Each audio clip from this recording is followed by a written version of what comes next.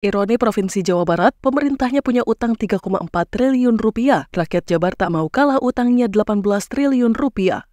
Dalam pertemuan antara Deddy Mulyadi dengan para pejabat Provinsi Jawa Barat, terungkap fakta ada utang besar yang harus dibayar hingga tahun 2029 nanti.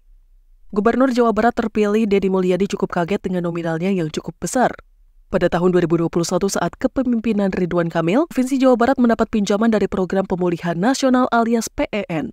Pinjaman tersebut sebesar 3,4 triliun rupiah yang digunakan pemerintah Provinsi Jawa Barat untuk infrastruktur, termasuk pembangunan Masjid Al-Jabar di Gedebage, Kota Bandung. Pembayaran utang terbagi dalam 2 tahap, termin pertama sebesar 2,2 triliun dan sisanya masuk termin kedua hingga 2029. Sampai saat ini, Pemprov Jabar telah masuk cicilan tahun keempat, yang per tahunnya berkewajiban membayar sebesar 566 miliar rupiah hingga 2028. Sedangkan di tahun terakhir atau tahun 2029 saat masa jabatan Deddy Mulyadi sebagai Gubernur Jawa Barat berakhir, cicilan yang harus dibayar sebesar 211 miliar rupiah. Meski cukup kaget dengan warisan utang yang ditinggalkan, Deddy Mulyadi optimis bisa menyelesaikannya.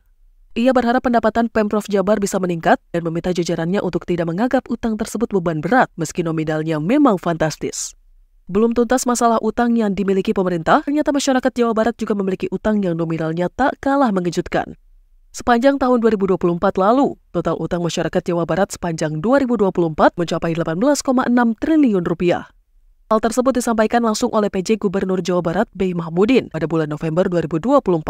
Utang tersebut berdasarkan catatan pinjaman online yang mengirim uang ke lebih dari 5 juta rekening. Pada tahun 2024, jumlah penduduk di Jawa Barat mencapai lebih dari 50 juta jiwa. Berarti kemungkinan ada lebih dari 10% masyarakat Jawa Barat yang memiliki utang pada pinjaman online.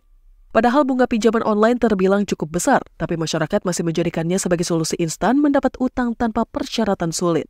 Sebagaimana diketahui, pinjaman online memang punya bunga besar, tapi persyaratannya cukup mudah dan cepat pencairannya. Masyarakat tinggal duduk manis di rumah dan hanya menyiapkan KTP. Setelah itu uang segera ditransfer ke rekening yang didaftarkan. Hal ini membuat masyarakat tergiur memilih pinjaman online tanpa memikirkan cicilan nantinya. Berbeda dengan kredit di perbankan yang mengharuskan masyarakat pergi ke bank dengan membawa sejumlah persyaratan. Mereka juga harus mengantri dan menunggu berhari-hari setelah administrasi tuntas sebelum disetujui peminjamannya.